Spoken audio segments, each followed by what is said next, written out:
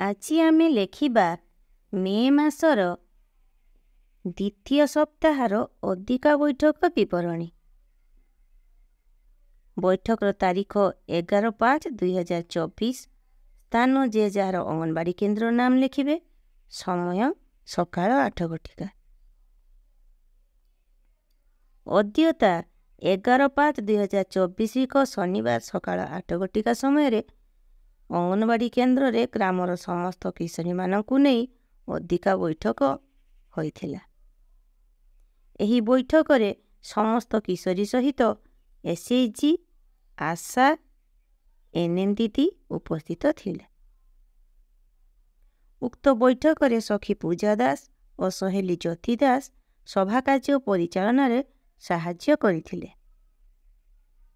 ମେ ମାସର ବିଷୟ କିଶୋର ପ୍ରଜୋଜନ ଏବଂ ଯୌନ ସ୍ୱାସ୍ଥ୍ୟ।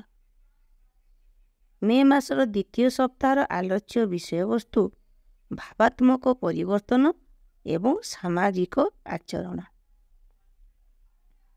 ଯୁବାବସ୍ଥା ପିଲାଦିନ ଏବଂ ବୟସ୍କତା ମଧ୍ୟରେ ଏକ ପରିବର୍ତ୍ତନ ସମୟକୁ ସୂଚାଇଥାଏ।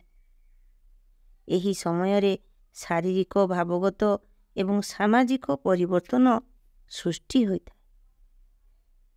ଏହି ସମୟରେ ବୃଦ୍ଧିପ୍ରାପ୍ତ ହର୍ମୋନମାନଙ୍କର ସକ୍ରିୟତା ପାଇଁ ମାନସିକ ପରିବର୍ତ୍ତନ ଅନୁଭବ କରନ୍ତି।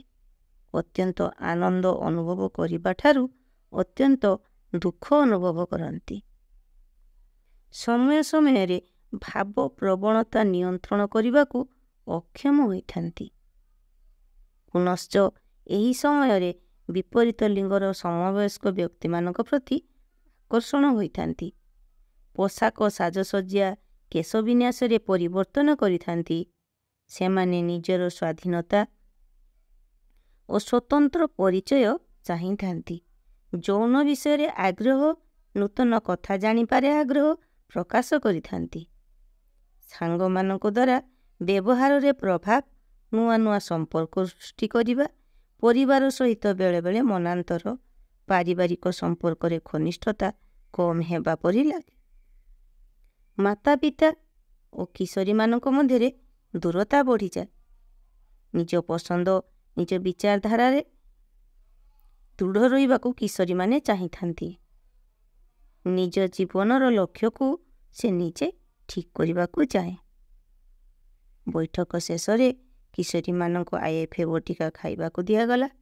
ମୁଖ୍ୟମନ୍ତ୍ରୀ ସମ୍ପୂର୍ଣ୍ଣ ପୁଷ୍ଟି ଯୋଜନାରେ ଅଣ୍ଡା ବଣ୍ଟନ କରି ସମସ୍ତଙ୍କୁ ଧନ୍ୟବାଦ ଦେଇ ଆଜିର ଅଧିକା ବୈଠକ ଶେଷ କରାଗଲା।